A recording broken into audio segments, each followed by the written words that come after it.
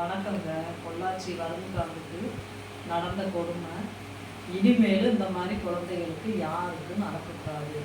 நானும் ஒரு தாயா இதை பார்த்துட்டு என்னால் மனசு தாங்கவே முடியலங்க.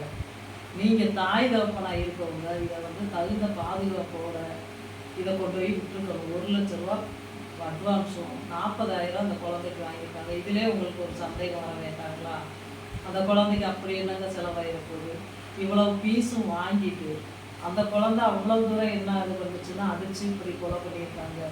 இதை நம்ம தமிழ்நாட்டிலையோ மற்ற எல்லா இடத்துலையுமே நம்ம அதிகாரிகள் மேலே இன்னமும் அளவு கடந்த நம்பிக்கை வச்சுருக்கோம். இவங்களுக்கு நீங்கள் தகுந்த தண்டனை வாங்கி தரணும். இந்த குழந்தைக்கு நடந்தது மாதிரி நீ யாருக்கும் நடக்கூடாது.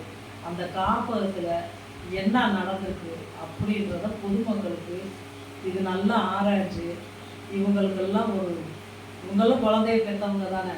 இந்த மாதிரி அந்த குழந்தைய கொடூரமாக அடித்து கொள்கிற அளவுக்கு அந்த குழந்தை என்னங்க பண்ணுச்சு?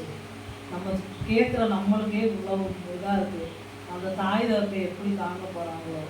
24 வயசு வரைக்கும் அந்த குழந்தைய வளர்த்தவங்க இப்போ கொண்டு போய் ஏன் காப்பகத்தில் விட்டாங்க அதுவும் தெரியலை. அந்த குழந்தை அப்படி என்னங்க இது பண்ணிடுச்சு? இதே இது லட்சுமி ராமகிருஷ்ணன் ஒரு நிகழ்ச்சியை நான் பார்த்தேங்க.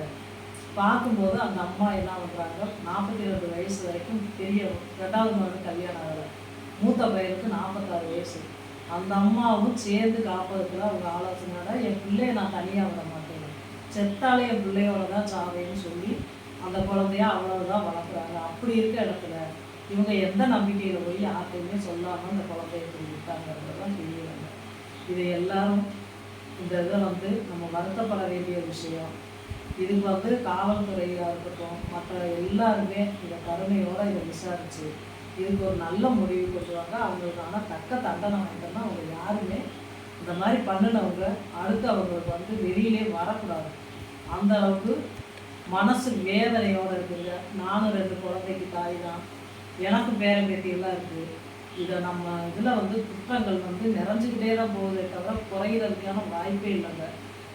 இந்த மாதிரி செயல் செய்கிறவங்களுக்கு கடுமையான தண்டனை கொடுங்க.